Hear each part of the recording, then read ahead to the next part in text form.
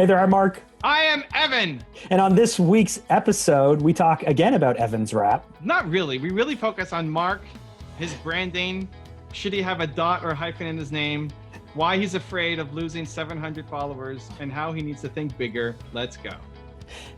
And you can use these tips to grow your own personal channels as well.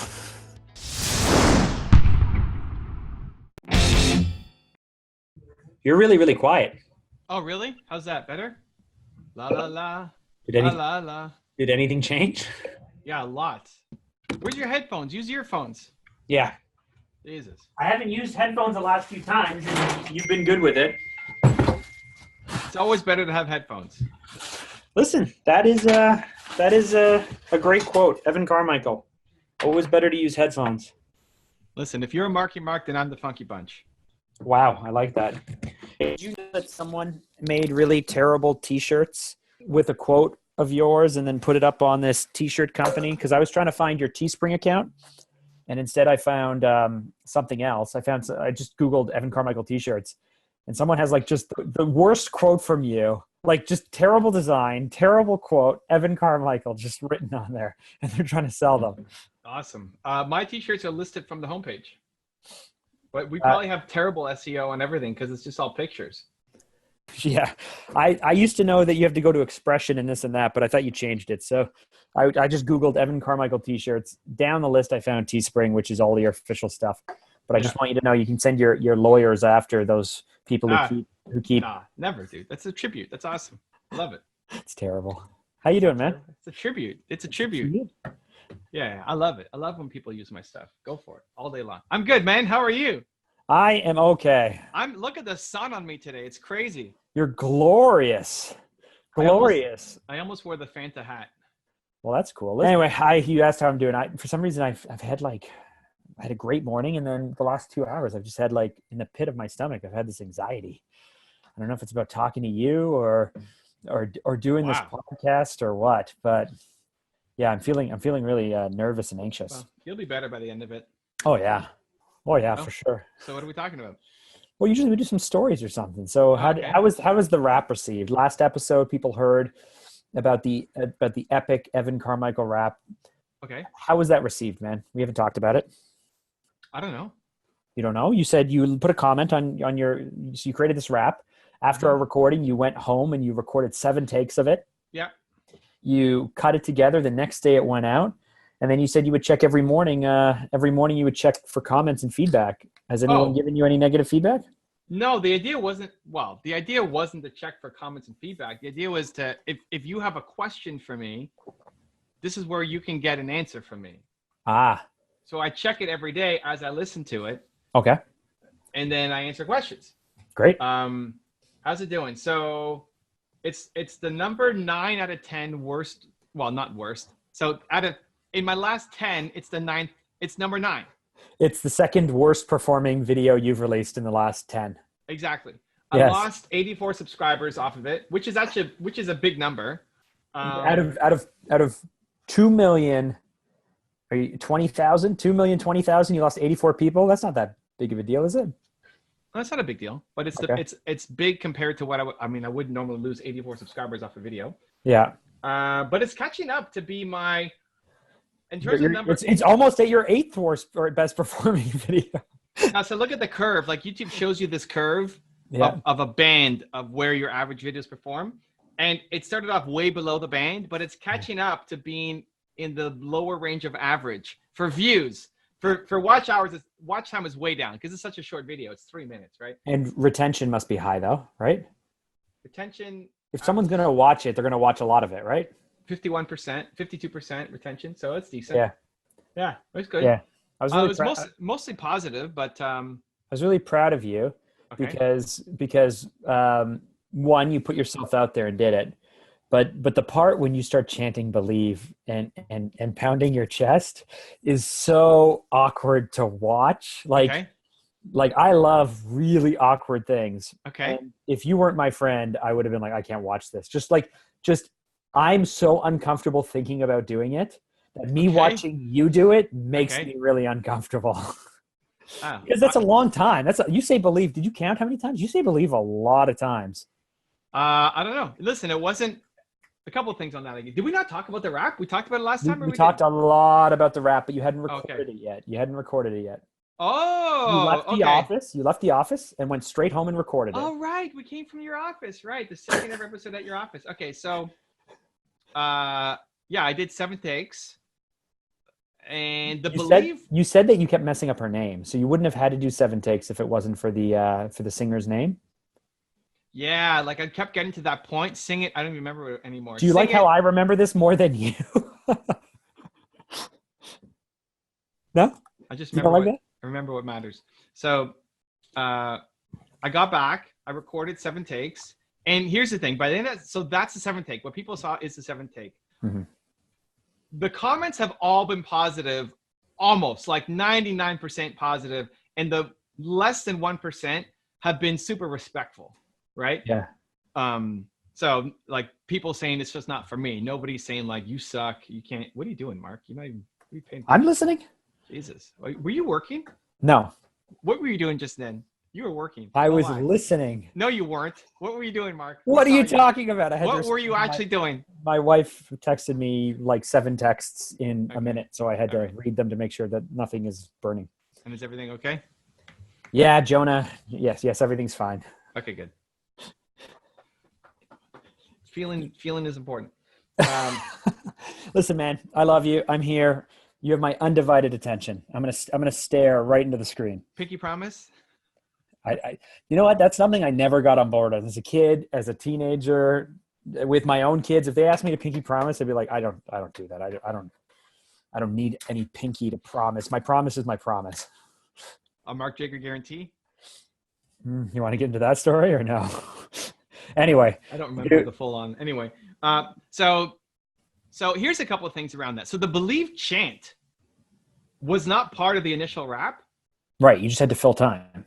No, it just came to me. Like as she's singing that part, I just wanted to believe. And I wasn't planning to put my hand up. I was just planning to It's this though. doing this. Yeah, anyway, I don't care, whatever.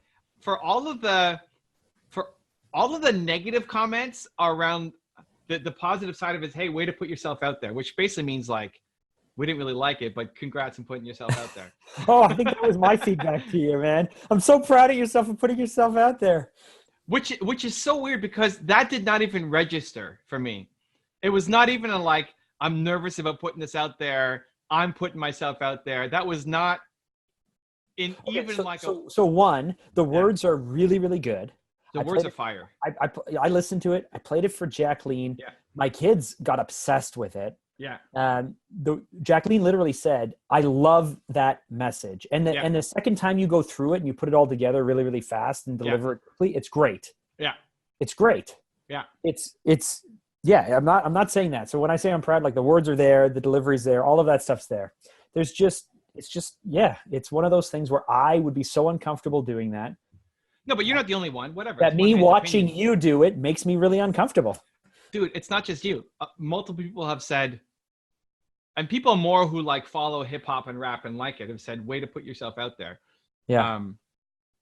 But it wasn't even, that wasn't why I did it. Like there was no nervousness in putting it out. In my head, it's either, I love the fire at the end of it, right? That would be hard to recreate. The believe, the yelling, the partly I was so proud of myself for getting the name right. Like, oh my gosh, we're going to get it, guys. We're going to get it.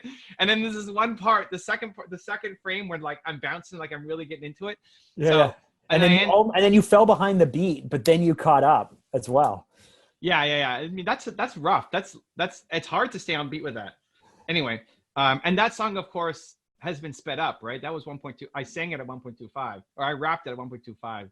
The original is much slower. It's either, this is my decision making. I either release it, and with Christina, it was like, we can release it on Sunday. Like, okay, can we just do it tomorrow? Yeah. Which would be like Thursday, right? So we put it up on the Thursday. Or I spend X number of weeks making getting better at it. Yeah. Like I'll do 100 takes. I'll do it in the studio. You know, I had the window open and like vacuum was happening here. It wasn't a professional take at all. So it's speed versus perfection. Yeah. I didn't care enough about it to go off and really do a good job on it. But I was proud of what I could do in one day.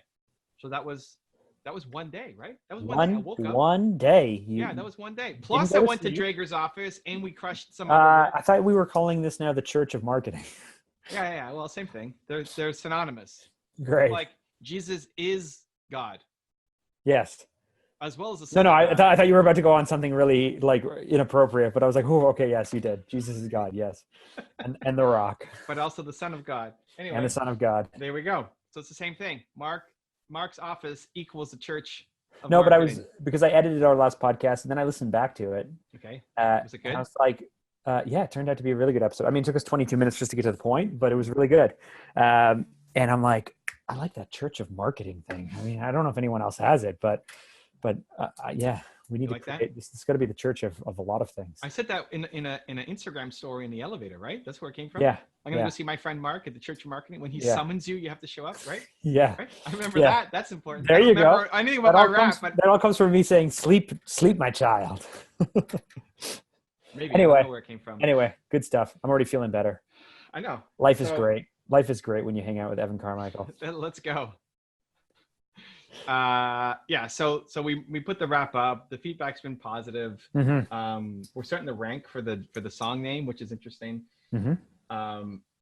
Good. I'm proud I did it. I'm moving on, but I never felt like, it's funny how much it's inspired other people to then, like, I've been afraid to go off and do this, and you just put yourself out there. It wasn't a thing. Like, I wish I could say I was so nervous to put this out and I was so worried that people would judge me and be harsh and critical. It's like, whether everybody slammed it and I lost 1,000 subscribers and it was like 5% like ratio, or what it ended up being, like, it didn't really matter to me. So it can't be really an inspiring story there. The inspiring part is idea to action. No, I mean, that's your version of the inspiring story. Yeah. My version of it, as I personalize it for myself, is I watched this thing going, I can't believe he did it. He did it really fast.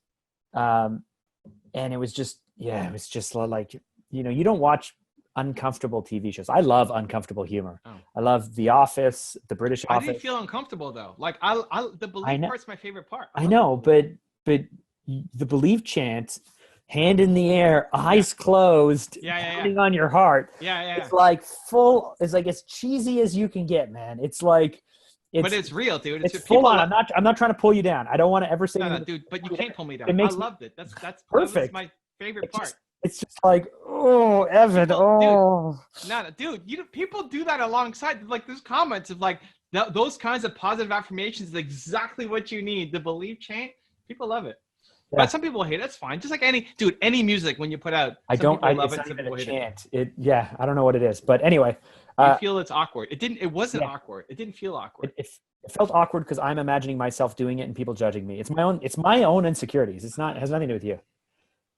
All right. It was fun. Anyway, it's good to see the scrap. I think it'll continue to do well. Like, I think it's going to be a good video for the channel. There you go. Yeah, new audience. People are asking people want an album. People want the next version. Like, guys, I'm done. Like, this is a one-off. This isn't a top 10. This isn't a top 10. Did Drager inspire this? No, so that means it's dead. I almost spit out my water. That's why I waited. My bubbly water. I know you tried to do that yesterday with me with the coffee, but that didn't happen. Did I? Well, I don't remember. What did we talk about yesterday? We were on our dude, come on, man. We spent half an hour together on our Q&A session. I took a sip of coffee. You tried to make a joke right at that moment. I didn't. Oh, in the morning. I was thinking at night when you were in the car. Oh yeah, we did do that too. We did talk quite a bit yesterday. It was like old times. Well, I don't remember the morning thing at all. Evan, man, come on. I remember that we talked, but I don't remember anything about the conversation. We answered like 4 questions. I guess the benefit I have is I've already, like, we did it, and then I actually listened back yesterday, cut it all together, and it's going out tomorrow morning. So I get to hear it twice. So maybe that helps me bake these things in. Maybe my memory isn't very good, but because I hear it multiple times, it bakes it in. Anyway, what do you want to talk about this week? So we're editing some of the Jordan Belfort clips. This is just a little inside thing. I don't know if people will find it interesting. So one of the things that I get angry at Alex about is his analogies. Because Alex on my team, everyone's trying to salsa. So he's been getting way better at this. But when he was in class, he's teaching and he's trying to explain how a move works, how to do this dance move. And then he'll always try to throw in some analogy, which is good because if people can understand the analogy, then it helps the learning process get better because they're learning something new. So tie it to something they already know. But his analogies would always like totally miss the mark. Totally missed the mark. Where only 5% of the class understands it, and they laugh, and everybody else is like, "What is he talking about?" Right. Because it'd be super narrow to what he loves of some random cartoon that happened from the late 90s or something. That Right. Some kind of anime 90s cartoon or something. Some like Chinese checkers or some crazy thing that he loves, but nobody else understands. The people who got it loved it. Like, oh yeah, wow. But the rest of the class is like, I don't know what's happening. And we have a lot of younger people, immigrants to the country. So like they didn't grow up with the same pop culture that we did or that Alex did. Anyway, so he not very belong.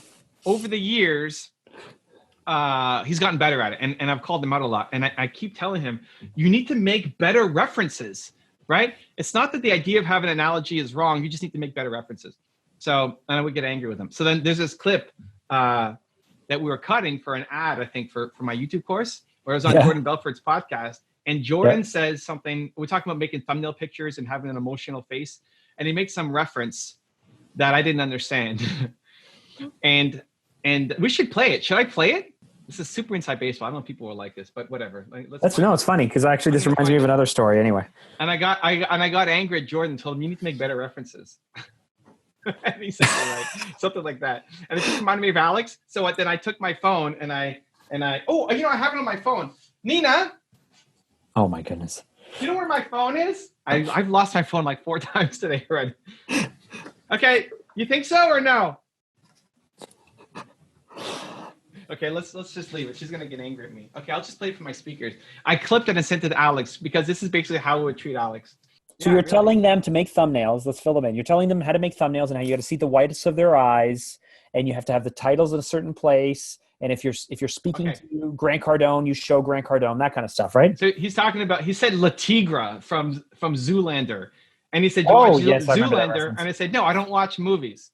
Yeah, I've never seen that movie either. I need to know what a Jordan Belfort thumbnail looks like. What should it look like? Now tell me. I know you know how to do this. I want you to do it right now. I want you to design my thumbnail. Come on. So I want a headshot of you every time. All right. I want an emotional headshot. I want a face, not just like your LinkedIn profile standard boring. What type picture. of me like this? You know, like Zoolander? It could be. Should Blue Magnum or should Blue Steel? Make it to the content. La Tigra. You watch Zoolander? No. Oh. I don't watch movies. About these, all you kids, you're a kid compared to me. You guys don't know the references from all the great movies. Know your audience and make better references. God damn it. All right. I love it. Which I don't even remember having a conversation with him, but it's here on video, so it happened. And so I clipped it and cut it and sent it to Alex. So he can enjoy that it's not only him that I'll tell to make better references. Dude, that's amazing. And thank you. Yes, I understand. I need to know my audience. Yes, make better jokes. And yeah, love you. So this actually reminds me of something that, like this is your wheelhouse, right? Making content, making better references, beating people up, all of that stuff you're great at. Wow. Right. So I was having my editorial meeting with Steve, my camera guy, Louis yesterday, and we're definitely getting better. Since September, we're getting a lot better at the topics we do, the way that we cut them, how we do things for Instagram, for YouTube, and other things. Nice. So that's good. We're fixing their colors. I'm not happy with everything yet. But one thing that I kind of thought of is Steve is coming to me and saying like, hey, Mark, like these are some of the topics that are really ranking because we follow Mr. Evan Carmichael's YouTube strategy, which you can learn more about if you sign up for his course. But we follow a strategy where we look at, what's ranking for different topics based off of the title of the video and who posted it and whether they have, how many subscribers they have and all of this stuff. But he's pulling this stuff and I'm like, this stuff is so basic. Like it's so basic to me that I think it's insulting. It is. And then but then it got me thinking, it's like, I love next level advanced stuff. And I was like, maybe my stuff is all too specific. It's all too complicated. It's not entry level enough. It doesn't have any on-ramps. It doesn't have the ability to help draw people in, meeting them where they're at, because I'm so busy talking about the stuff that I'm excited about. But I'm also in year 13 of running a business. I've been in marketing for 15 years. So that next level advanced stuff that excites me is going to be way over the heads of the people that are just getting started and into stuff. So we're going to actually do I don't want to say like that's basic, but we're going to do basic stuff. and get excited about some entry level on ramp stuff. So that way I'm not just talking next level things that go way over people's head who are just trying to get into it. Well, this is a classic case of actions map into your ambitions. Why do you have your YouTube channel? There's nothing wrong with talking more advanced stuff. It just means you won't have a giant following. But the people who follow you will love the advanced stuff, are likely more sophisticated themselves, may hire you, may be more qualified, maybe further along in their careers. Like, you're just bringing on a different audience. Right. So what do you want to do? What's the goal? I mean, can I have both? No. I was subscribing to the Evan Carmichael. This is a channel like CNN, and there's lots of different shows with lots of different streams.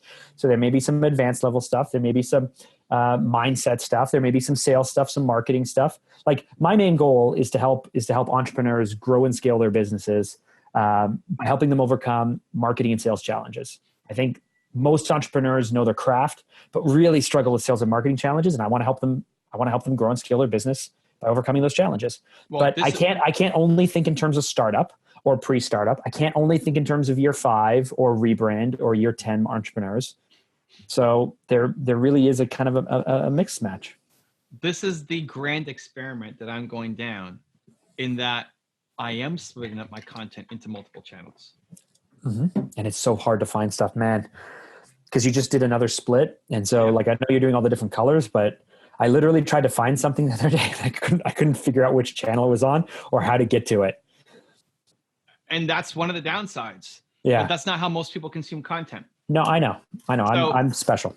So you weigh the pros and cons, but the way that YouTube algorithm works, if you put out a piece of content that doesn't crush, your next videos don't get as much awareness. So if you're putting out a video that is high level marketing that people don't understand and nobody watches, whatever next videos you put up will be hurt by it. Combined with, you have people who then were subscribing, they expect a certain kind of content, and then you're giving them something else. So now you're, instead of 100% match, you're an 80% match. The guys who want the advanced level stuff, they're maybe only getting a 20% match. There's no reason to subscribe. So the path that I have chosen to do that I can't quite recommend, but I have a strong feeling towards, is you make a channel for different audiences. What's your statistical significance? It's slowly getting there. Okay. Like, it's not nearly as fast as I would like, but because you broke this stuff up last January, so you are 11 months into this experiment. No, it wasn't January. No. Yeah, you started your tour January 8th, and you broke it up the first week you were gone. No, I did not. That is not true. It was not the first week. Was it in February? Was it when we started podcasting? Vegas? No, it was like March. I was in Vegas. It was before you broke your neck. Yes, it was before I broke my neck. Okay, so first week of February? No, I think even before that. After that. Because you broke your neck March. I'll tell you, dude. I'm going to go log your wife's birthday, March 16th? March 15th. March 15th. The Ides of March. It was end of February or early March. Let me back up. Now I'm in it. I'm going to go last 365. My first. Oh, sorry. This is the wrong channel. This is the top 10 channel. So you can't even keep your channel straight. It's not easy. So let's go to the morning motivation. That was the Espresso channel. Okay, let's see. I'm willing to be proved wrong. No, you're right. I'm wrong. I know I'm wrong. I'm gonna look it back. Okay, it was in February. March 4th. Was it? Okay. March 4th. Yeah. You've been talking about it for a long time, I guess. Now that's when I put it up. I don't know if that's when we actually went public with it or not. But anyway, March. Yeah, I was in Vegas. 7 months. But regardless, it's still been a long time. It's getting there. It's just not. The impact on the main channel is starting to happen. So the impact on the main channel of only focusing on one series is starting. I'm starting to see that happen just now. Just like, what is it, November? Just this month, I'm starting to see, it's actually starting to work on my main channel. The sub channels are taking a long time to get to where I want them to be. So I think it's the right move to do with a long enough horizon. It just took longer than I thought. It's like this slow progress. So I wouldn't prescribe it necessarily yet because I'm still doing it, but it's what I am doing. If you want to model what I'm doing, then it would have two different channels, or what most people who look like you would do is have a more advanced mastermind group or private coaching or something that the people who want the more advanced stuff, they don't watch your channel anymore, the main one, and they go somewhere else. I look at the YouTube guys that I like Tim Schmoyer, Dear Leaves. I love these guys, right? I talked to Tim about this not that long ago, where like I don't watch his videos anymore because they're so basic. Yes. And I watched every video when it came out at the beginning because I knew nothing, and I learned everything from him. Tim's channel is YouTube Creators, I think. Video creators. And I love him, and he's awesome. But I don't watch many of the videos. I'll probably watch 1 in 10, 1 in 15 that he puts out now. Mm-hmm. I haven't unsubscribed because I love Tim. He's a friend. Every now and then he might have something that I care about, but that's his challenge. And that once people get to a certain level, they stop watching his videos because he's just talking about basic stuff. But if you're throwing in, if you try to please everybody, the way YouTube's working right now, if you're doing 1 in 10 that are advanced stuff, it's just not enough to keep the advanced people there. Well, right now, I mean, even the stuff that I'm doing, I break down to the simplest terms and have the shallowest things. It's just, if we're going to talk about how to make a marketing campaign really effective, you have to know your audience and you have to break them down by segmentation and understand what they care about. To me, that's really basic stuff. But to someone who's literally starting in business, they may not have understood a single word I just said to them. Yeah. And so I'm making everything as basic as I can for me. But I want to help people, and that's the thing, right? I want to help people who are thinking about starting a business, people who've started a business. More than anything, I can help people who are year 2, 3, 4, 5 in a business, because that's when you're actually making it. You're realizing you're making a ton of mistakes. Dude, look at the conversation we had last night. Yes. Where you said, or maybe it was the other day, I forget. Doesn't matter. You said 6 different audiences. Yes. We want 6 different landing pages for my tour of people who know me or don't know me. It was yesterday morning when we talked about your landing page strategy. Yes, 6 different landing pages. But we talked last night about it too. Yes. But what's going to go on the pages? Yes. So that's the same thing. Like you're guiding people to a landing page, and there are a certain audience. If I tried to hit everybody in one message, which I did. Of course. Okay, but it's the same thing. I totally understand that, but I need my channel to be big and broad. So yeah, maybe there's different paths. Why do you need your channel to be big and broad? Why? I don't know. I want to be able to have, 200,000 to 400,000 followers. So that way there is enough significance for it to lead to speaking and writing a book. And well, okay. Book is different. Speaking you can get with a smaller channel if you are the expert authority on X, yes. Y, Z. See, here's what I'm fighting against. And so, this is something that I have to work on.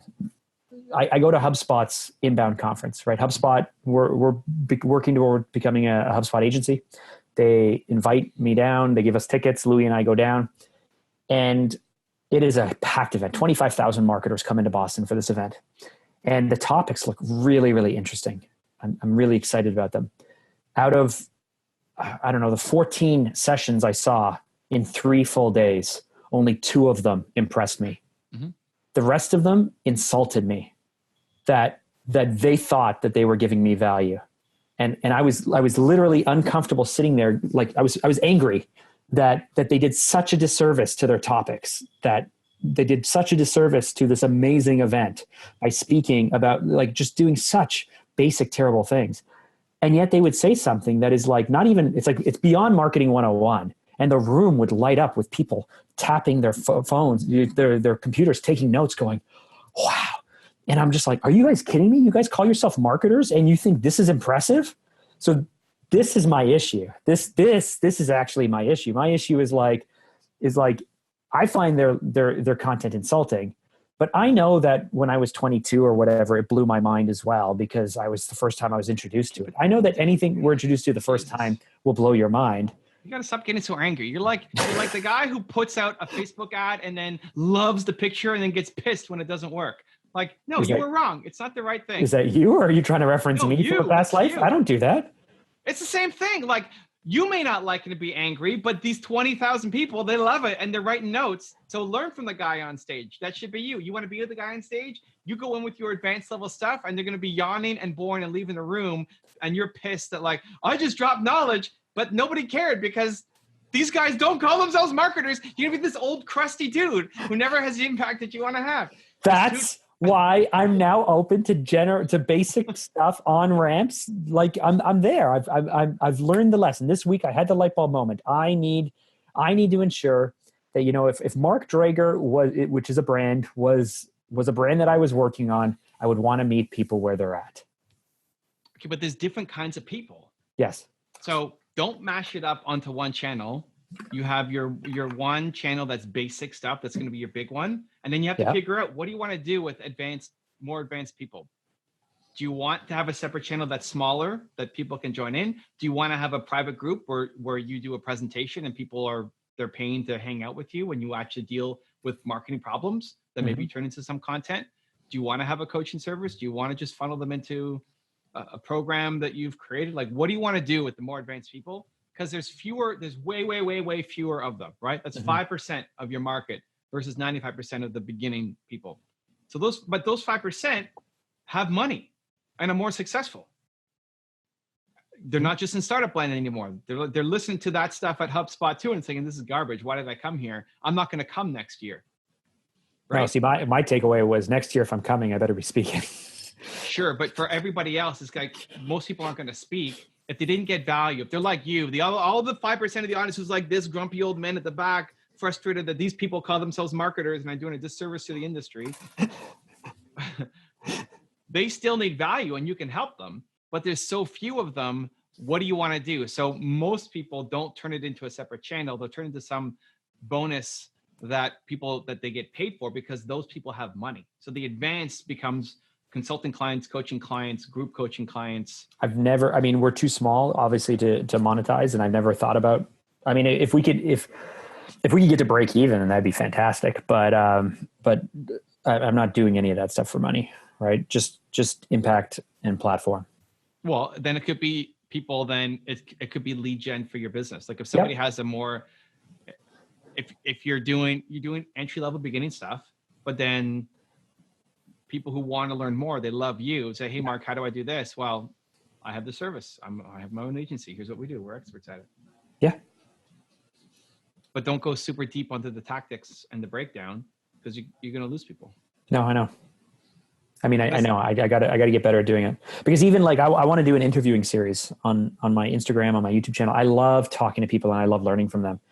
But this is another struggle I have, is like the conversation that I'm going to have with someone where I'm really interested in learning. The conversations I have with Evan Carmichael when I'm really interested in learning, is because I'm facing, these universal challenges, but challenges that are specific to me, my business type, where I'm in my life and whatnot.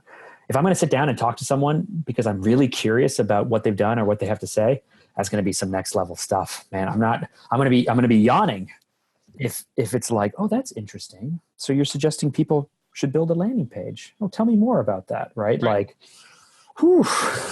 So separate, I wanted to jam audience. Everything into different playlists, but you're saying nobody consumes by playlists though. Okay.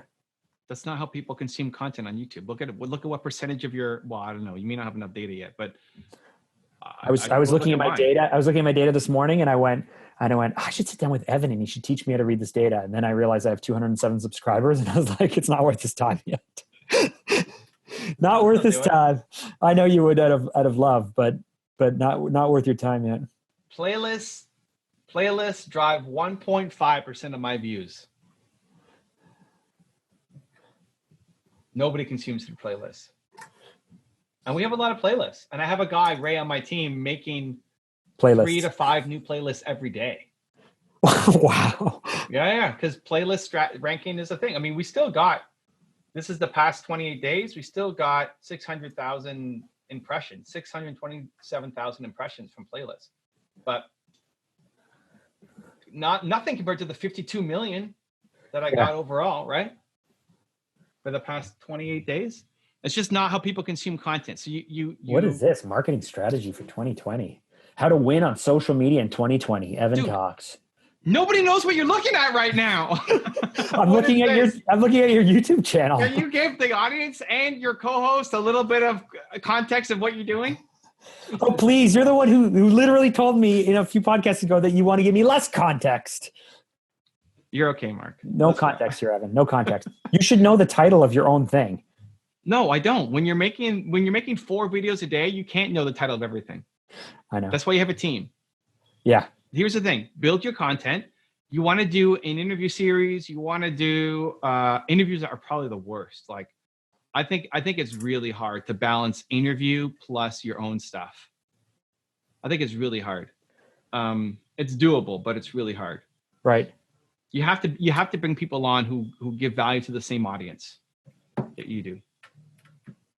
And then advanced stuff, you could test, but your data is already showing that it's not working. So it's either a second channel.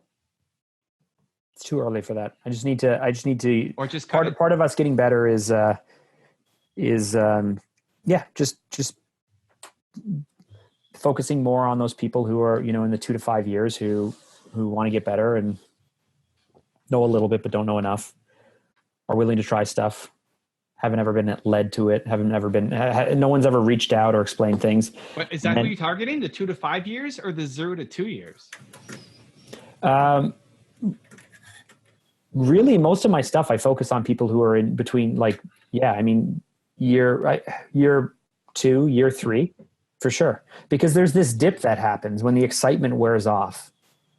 The excitement of startup, dude, yeah, I got it. But the drive and the push will push you through for the first 12 to 18 months. Let me at least tell it to the audience. But it doesn't matter. It doesn't matter. I'm trying to on-ramps here. On-ramps. What? On-ramps for our audience. I'm trying to help them. I'm trying to make. But it doesn't matter how you describe the audience. It's picking who your audience is. Yes. There's a 1,000 psychographics you can get into. It's the person who has a business, who is struggling but is too deep in it to give up or try the next thing and needs to be able to scale and make it work. It's someone who wants to grow it. Already in that, you're limiting. Like, it depends on your ambitions. If you want to write a book, yes, that's probably not a big enough audience. Okay. You have to talk to the people who want to start a business. That's the biggest audience.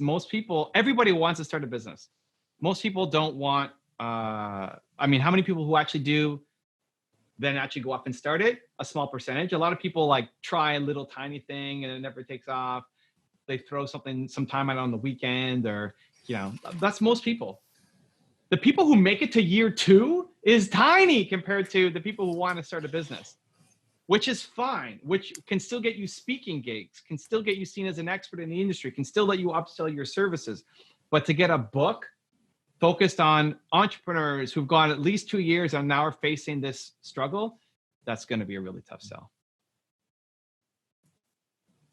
So actions map to your ambitions. I don't know if I look at, I'm not saying it's not going to be a tough sell, but if you look at Brand Story, written by Donald Miller, the book that I have in my head, the thesis that I've been leveraging for Fanta's brand strategies and other things, work for business owners or marketers or people who want to communicate better. I guess he was already a known publisher and writer, but he wrote a basic book for people who are already in business around building brand stories. I don't know. I haven't read the book. Can't tell you. But I think it's one of the books I suggested you read. No? Oh, really? I don't know. Or, no, maybe not. Maybe not. Many books. If you have a niche market, it's really hard to sell a book. It's not that you can't, but okay, great. You can make a book, or you can always self-publish anything you want. But in terms of being able to get book sales, it's really hard unless you have a mass market message. Mm-hmm. Like, you want to get in bookstores. Let me ask you this: is there a mass market message? Like, I'm really passionate about experience and marketing and sales. Mm-hmm. Is there a mass market around those things? Or is that already niche? Because I want to help salespeople be better at sales. I want to help people who don't think that they can do sales because they're not a born salesperson. Realize right there already. What? That book, people who don't think they can do sales and teaching them how to sell, is a way bigger audience than people who've already been a salesperson for 2 years and wants to get better. Right. Okay. I want to help all those people. So you're just saying skew earlier. If you want to sell a book and have it be successful, then yes, you skew earlier. If you want to be on stage, it doesn't matter as much. Okay. It doesn't mean you have to go off and get 200,000 subscribers. Maybe you're good with 10, but they're highly targeted people. I don't know. And you tell me, what should I have, Evan? I don't know. It depends what you want to do. Why do you want to write a book? I mean, I like the idea of it. Outcome. But you can still write a book. You can write your own book and get it out there. No, you know what it is? It's, and I've talked to you about this. We talked about it when we were eating sushi in July or June, I think maybe it was. Right? It's just my belief that you have to start by understanding who you want to help. And then you have to show them a version of yourself. You have to become the person that you need to become to help that person. That's like the core essence of it. And whether it's in book form or not, I honestly like it's, we talked about this in May too, at your thought leadership event. You know, I had a few disagreements with people who kind of believe like, this is me, take me as I am, and you're going to love me or you're going to hate me, but I'm never going to change for anyone. This is me. I don't like that approach. I don't agree with that approach in business. I think that's one way to approach it, but it makes much more sense to me to say like, hey, if I want to work with Drake, I need to ask myself, who do I need to be in order to work with Drake, to be in social circumstances with Drake, to connect with him? Am I good enough to work with Drake? And what do I need to do to get up there and work with him? You want to work with Tony? And so that's the premise. I mean, there's a strategy and there's a process that I do with companies and with clients. And I who do you know want that to it work works. Who do I want to work? No, I want to share this with everyone because I think this is a way of thinking that people overlook. And so it doesn't have to be a book, right? My mission is to make marketing predictable for people. That's the mission.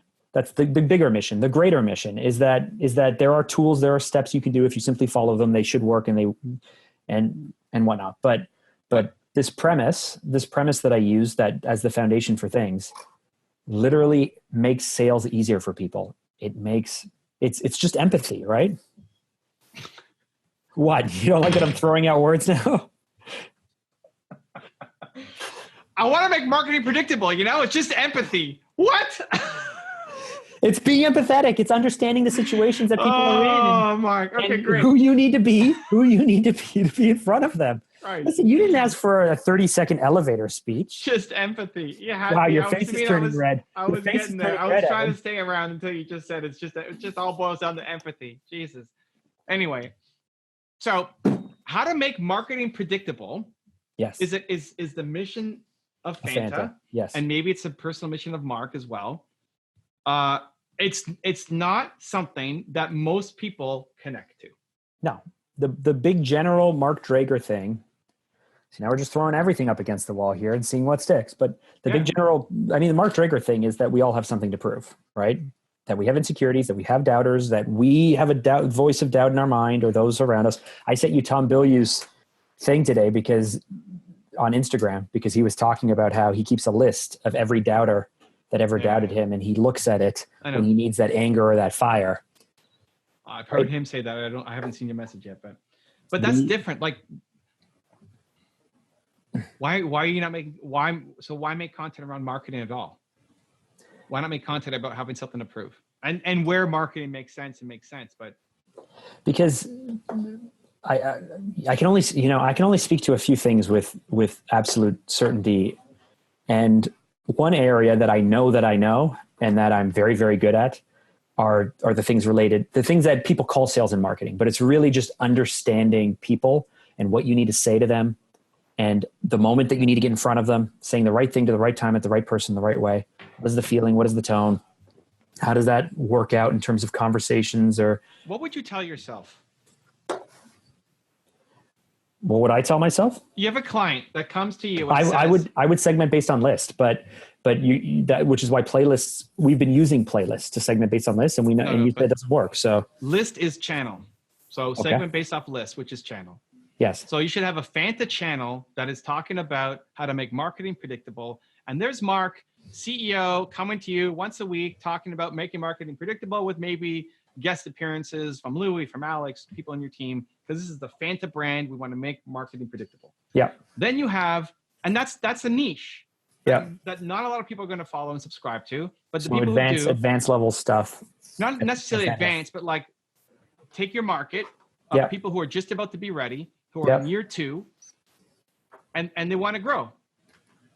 Like somebody who's just getting started doesn't even use the words marketing and predictable. They're like, what is marketing? That's what you want to, right? So Mark Drager is entry level. No, Mark Drager isn't even marketing. Mark Drager is something to prove. And maybe like your marketing experience can come in on sometimes, but it's about everybody has something to prove.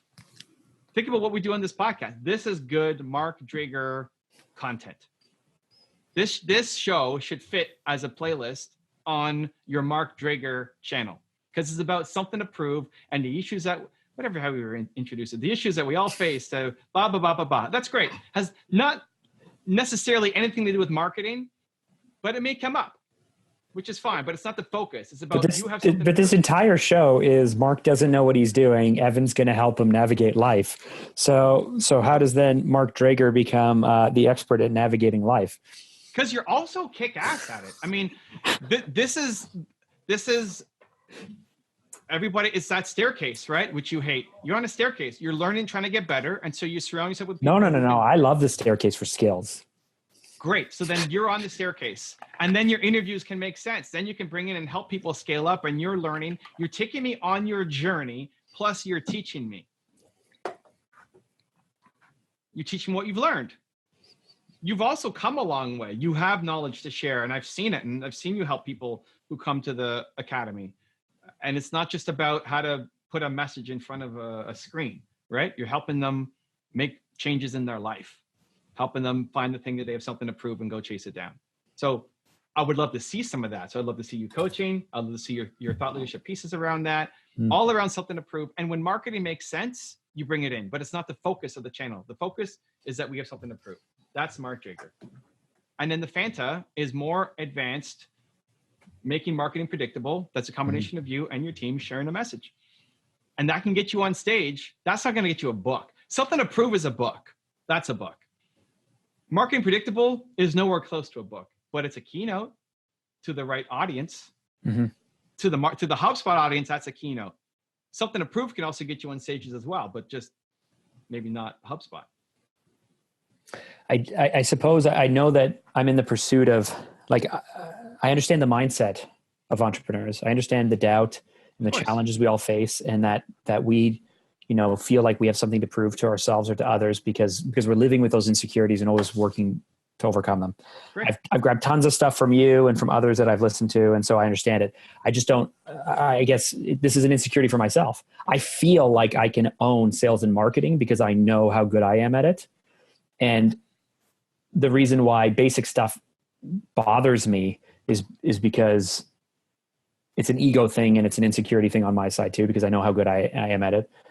The something to prove, more mindset things. That's not, it's not a white space. It's what do they say? It's red ocean. There's so many better voices and so many better perspectives and so many better people. Who talks about having something? Who has something to prove as a tagline? First of all, I don't know. Nobody.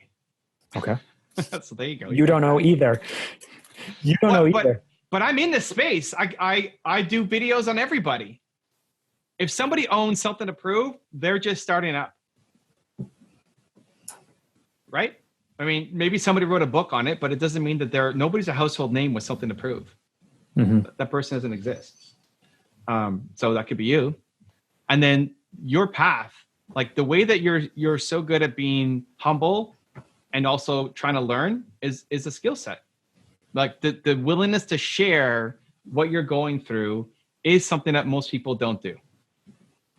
All the stuff that I might attack you for all the why are you still thinking about this? And why are you dwelling on it? That's actually most people, right? I mean, that's where most people live. So you're able to speak to people like they think. I'm actually difficult to consume in that way. I want to take people, I'm creating content there where it's taking people who are in a year or two and recognize that they want to change and helping them get to the next step. So a lot of my stuff can come across as harsh and not understanding and rude and mean. right? You leaning on that stuff so well, you can carry more people along than I can. So that should be your focus. And you can coach people, and you look at the progress you've made. Like this is classic imposter syndrome. No, I mean, listen, like I asked you for more Q&A time. And so we do the weekly Q&A stuff. And I think last Friday sucked, but I didn't even release that video. Really? Wow. No, because we had a gap in our schedule. So I was just like, forget it. I'm not even going to cut it together. It was bad. It was like really, really bad. But this week was good. I would release it. Anyway. I'm not burying it because I'm hiding it or whatever. It's just there was a gap, and the thought of anyway.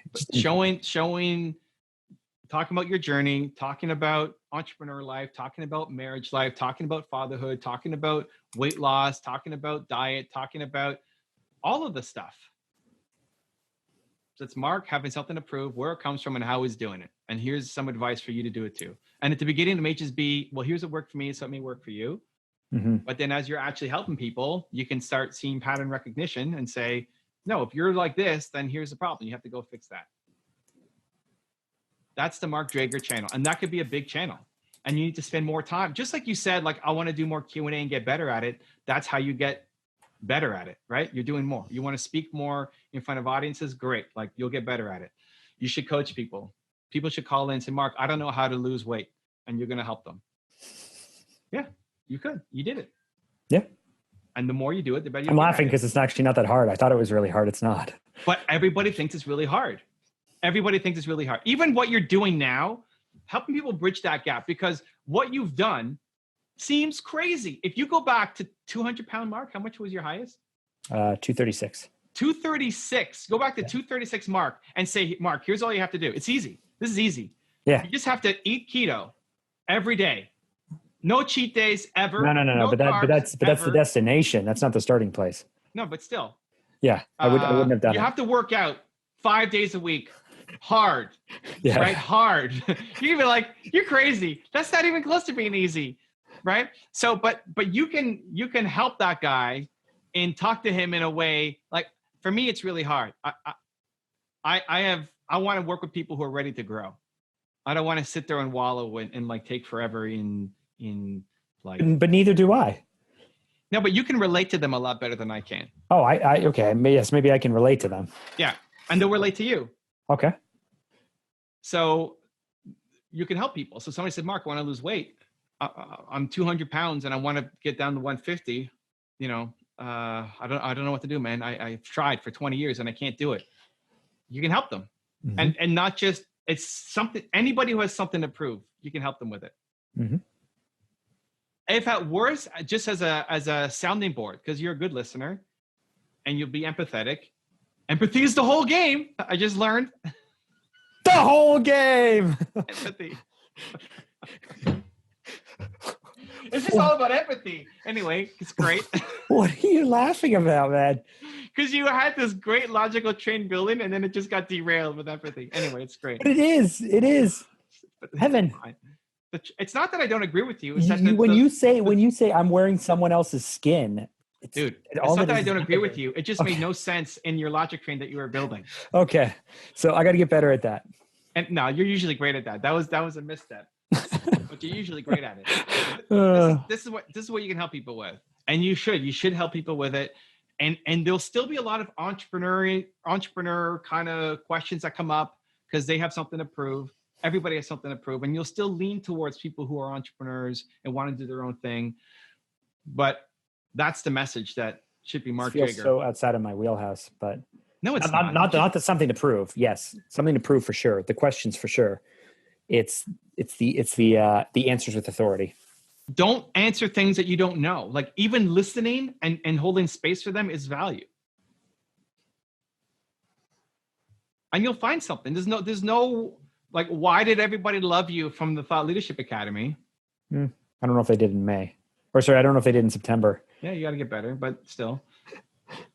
It's because you weren't even trying to be an expert. Just hanging around Mark, people will be impacted. Because for as much as you're like, here's the thing. For as much as you're, woe is me sometimes, and like negative and like low energy and like blah, blah, blah. You're never like that with somebody else. If somebody comes to you and says, Mark, life sucks and the government sucks and this sucks, you're not going to sit there and be like, yeah, you're right. Yeah, that does suck. Life does suck. You don't pile out like how most people do. Right. And then that creates an excuse to just say exactly where you are. I'm going to get angry and pull them up as fast as possible and like rage. You're going to understand them and move along with them. Mm-hmm. But if somebody's in a really negative, low mood, you'll help them. Even just being positive and listening is value to them. And yes. Like, so don't worry about being my wife. Yet. My wife doesn't listen to this, so it's fair. But like my wife's best friend, she once said randomly they were talking about cheerleaders in their lives. Okay. And she said that I was her biggest cheerleader. Your wife's friend is my wife's best friend. You're your wife's best friend's biggest cheerleader. Yes. Got it. I didn't even know I played that role. Mostly I just push her on stuff because I think she makes a lot of excuses and I lean on her in kind of like a brotherly kind of way. Yeah. How do I turn this though into Evan Carmichael rants, right? This is okay, but this is holding you back. Yes, this is the context. Yeah. This is how you do it. Great. Practice. And what I mean by practice is not practice. Get back up. What are you doing? I was push-ups. I was doing push-ups. Those are not push-ups. Not practice speaking. Practice helping. Empathy is the answer. No, repetitions in helping. Okay. Because the rants come from enough pattern recognition to say, this is a big problem. Mm-hmm. If you were consistently helping out your wife's best friend and everybody, like if every day you're helping somebody else out, you'd see the same thing happen. Here's again. You get upset and then you can make a rant. Yeah, we have them. I mean, I have them already. Like part of what we're baking into Fanta and everything, the reason we focus on entrepreneurs where they're at, and part of what we had with the opening for this podcast, those very few weeks that we say this podcast is for blah, blah, blah. Okay. It's the feeling of being alone, right? Like it's feeling like you're on your own. All the decisions are yours. All the weight is yours. You have to make all the decisions yourself. I understand the emotion. I understand the feeling. I understand where they're at. I can place myself with those challenges. I don't always have the clear tactical way to lift out, which is something that you do so well. When we were in Dallas and you did your meetup in July, like you went back to the airport. Louis and I went back to Tony Robbins for the day. And you skipped a few times day 4 of Tony Robbins, right? The health day. No, I only skipped this time. Okay. It wasn't good, man. Yeah, it wasn't good. After leaving your meetup, your casual meetup, where it's like you changing 30 people's lives just in a lobby. And then we go to this big produced event and we're like, this isn't as good as Evan just listening to people and helping them through it, because you get to the answer so quick. Right. So I can understand the emotion. I can understand the challenges. I can place myself there and I can even think this is what you're feeling and this is what you're thinking. And you're not quite sure what to do or how to do it, but here's what you do. 1, 2, 3, 4. That 1, 2, 3, 4, that's where I don't have confidence about the answers and speaking with authority. And you asked me to get very black and white about things, to not hedge things, to not say you could do this or you could do this. It's about you must do X, Y, and Z. Your XYZ will be different than mine. Mm-hmm. Your XYZ will lean more in on the emotional stuff.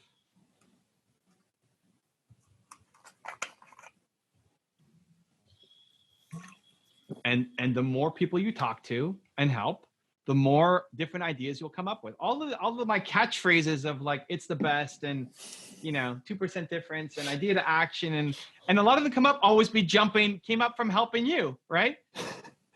Always be jumping. It's gold, man. In the spring, I'm going to that cliff and I'm going to jump off of it. You got to film it too. You got to film that. Yeah, on video. We got to tell the whole story.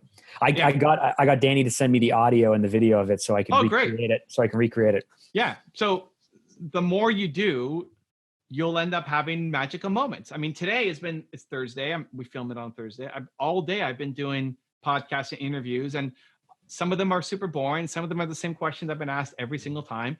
And every now and then I get a question. that I haven't been asked before, or there's just a special connection with the person that leads me down a path that I haven't taken before, and it generates something. And then you just add that as another tool in your toolkit. You just have a few tools in your toolkit, but you have the ability to be able to do it. So you lean on the things that you're great at. Okay. I'm going to change up the content. Yeah. So the Fanta is one thing. Yeah. Fanta is marketing for 2+ year, making marketing predictable. Well, no, Fanta's even more than that, man. Making marketing predictable is Fanta. Yes. Yeah, yes. But our targets aren't people in year 2. Our targets are people with $200,000 a year of agency spend. So these are not people in year 2, unless they're a funded VC startup. So. Okay. So who are you talking to then in your content? In my content or in Fanta? Fanta content. Those people? We're not doing Fanta content yet. Okay, but you're going to make one video a week. Yes. Of Fanta content. Yes. That's gonna speak to your ideal clients, or the clients who have ambitions to be ideal clients. Both. So we have 3 targets for Fanta. I don't want to get too technical. We have 3 targets for Fanta. We have our main targets are people who spend between $200,000 and $700,000 per year in agency fees. So this means that they're spending anywhere from $1 million to like $4 million in marketing. Mm-hmm.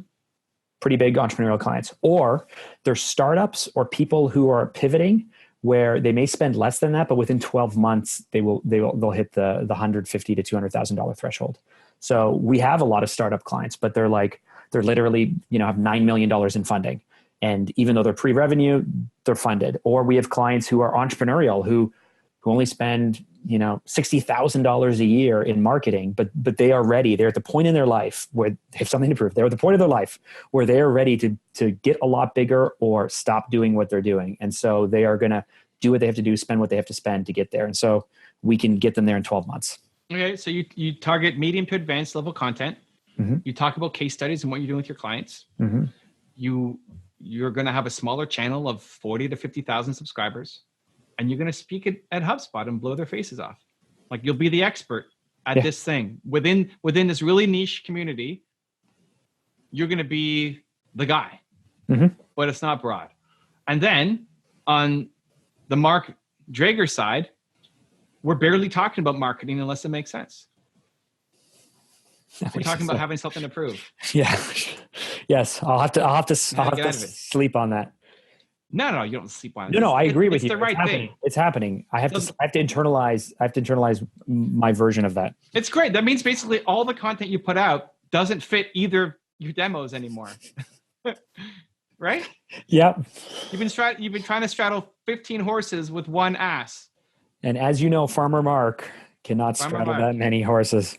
Yeah, but I think, you know what? I think honestly, it'll give you even more energy going down those both paths, because you don't want to sit there and explain what is marketing 1,000 times, and you're going to start to hate your content. If I have to make another what is marketing video, I'm going to. Are you saying that because you're looking at the latest post, which is called "What is Marketing"? No.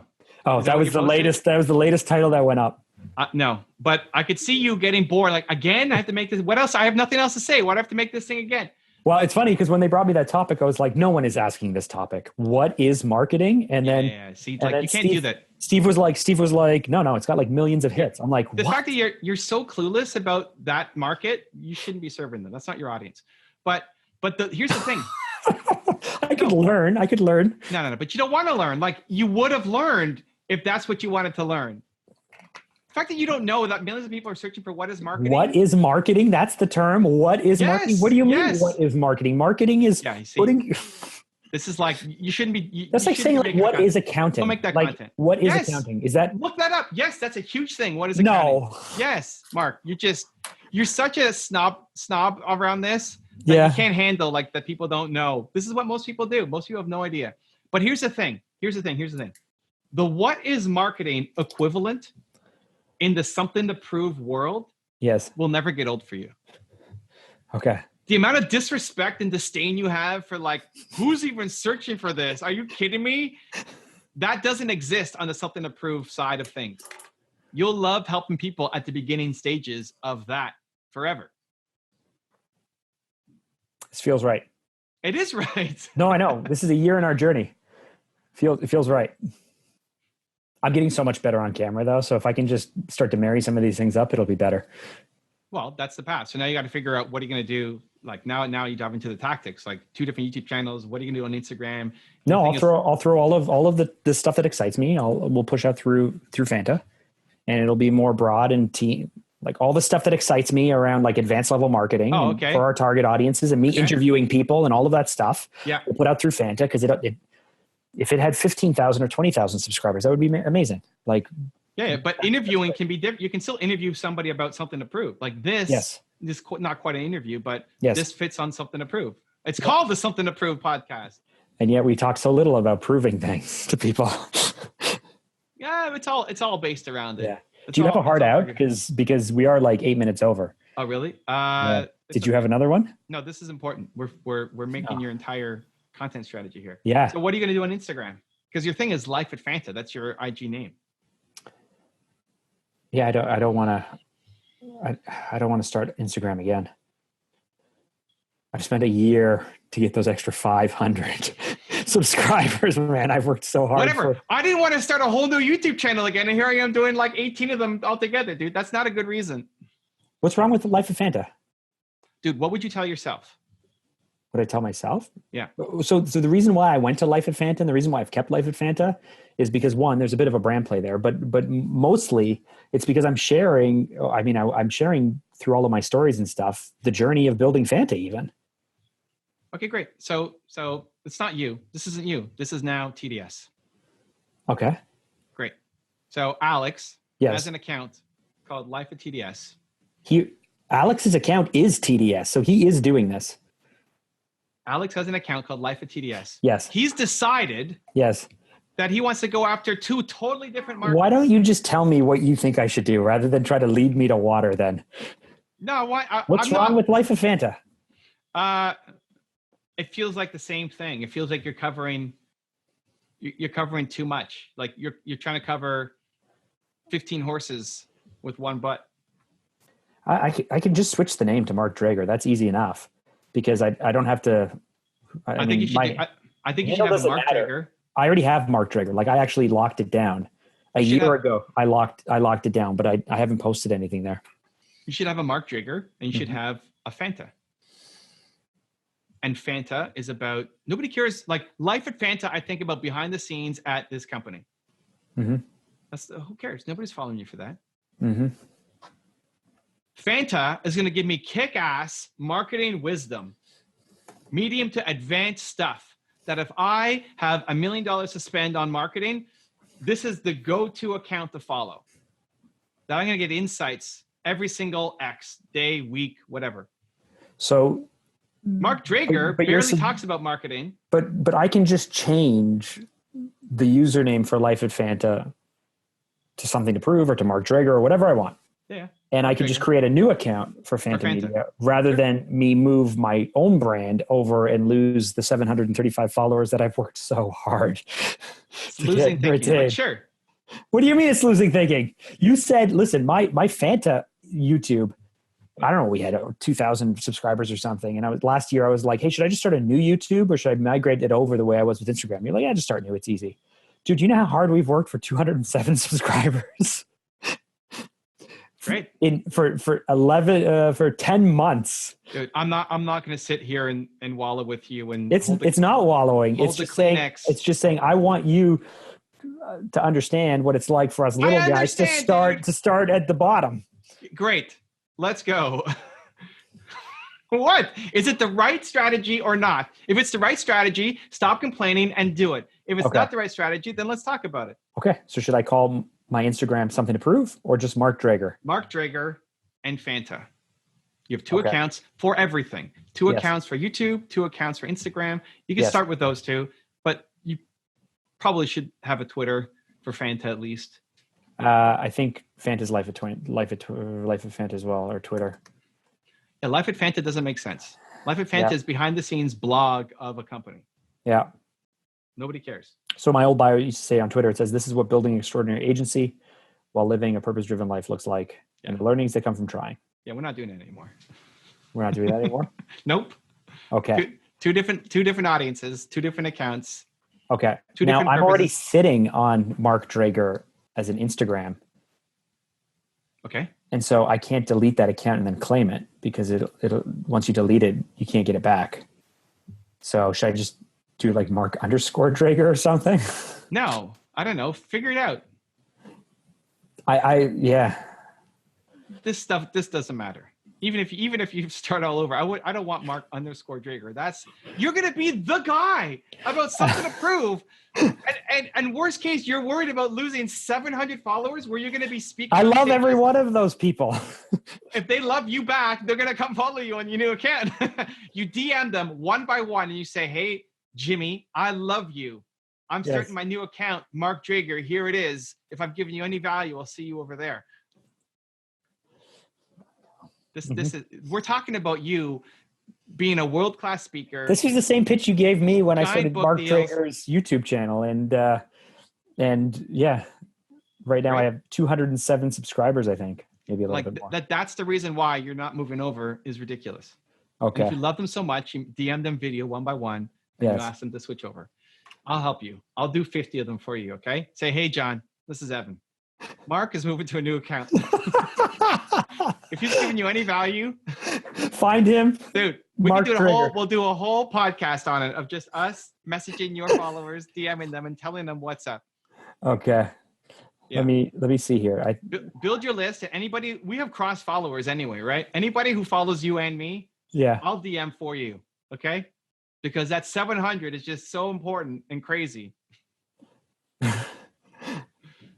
What game are we playing?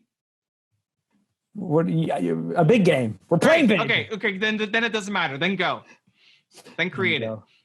And it frees you up to make the content that you actually want. Sophisticated marketing content on one side, thought leadership, amazing marketing to help me blow up my brand, and then something. Okay, sorry. I have Mark.Drager. I have the account is the account is Mark. How do I know? Yeah, it's Mark.Drager. Dude, this stuff doesn't matter. You said that you didn't want Mark-Drager. Okay, whatever. So you have Mark.Drager. Awesome. Who has Mark Drager? Great. So you buy it from them or you start with Mark.Drager. Go. I don't think you can do that. Can you buy stuff from people? You could buy somebody's account. You're a Mark Drager. You are a Mark Drager. Okay. So you want me to find out the person who has Mark Drager without anything in it? That's ideal. But if you can't get it, then Mark.Drager. Go. You have Mark Drager is owned by Shane Drager. It's 0 posts, 0 followers, 0 following. Great. Message them. Message them? Yep. Oh my goodness. Okay. And if you can't get it, then you go with Mark.Drager. Awesome. What would you do if you're launching a website with a brand and their website name is taken? I would probably come up with something like Life at Fanta or something catchy. Yeah. Something to prove. It's a personal brand. I would go with something to prove. It's a personal brand. That was the mission. It's a personal brand though. Yeah. So if I'm coming to you, say, hey, I'm Evan Carmichael. I want to launch a personal brand. This other guy, this stupid guy from Toronto, is crushing everywhere. I would change yours to like Hey Evan, heyevan.com or something. Okay, so then or thebelieveguy.com. So you could be Hey Mark across everything, but you would say it to be consistent, to have the same name everywhere. Right. I do have the same name right now. It's just Life at Fanta. But it's not in service of our mission. Perfect. So figure it out. You already know how to do this. Yep. Be your own client. I will be my own client. I will take myself through a branding strategy quickly, very quickly. We already did the strategy. Now you're talking about the minutia of the actual details of execution. Yeah. Strategy is done. That was great. That was next level. Come on, that's a great strategy. And you're going to be happy. That's the most important thing. You're going to be happy. You're going to feel energetic. You're going to be fulfilled for both channels. Mm-hmm. Yeah. The fact that you didn't know that what is marketing is a popular term is a big red flag. Not that you suck, just that it's a flag that that's not your audience. Okay. You don't like Mark-Drager. You much prefer Mark.Drager? Like that really matters? Just be consistent. What would you tell yourself? Be consistent everywhere. Mm-hmm. I think having Mark Drager is the best. So I would try to find a way to make that happen. And if not, then what would you tell yourself? This stuff, I don't even care. Like you could call yourself, I'd rather you have a name that you call yourself the big pink elephant everywhere is better than Life at Fanta. And just be consistent everywhere. Wow. I like that. Don't go get the big pink elephant. You can do better. There's a great guy now. I could do better. Runs his marketing agency. He's a genius at this kind of stuff. Whoa, what's his name? It's the big pink Something. elephant. I can't remember. There's a dot or a hyphen in it. Great. Thank you, Evan. All right, this is a good episode.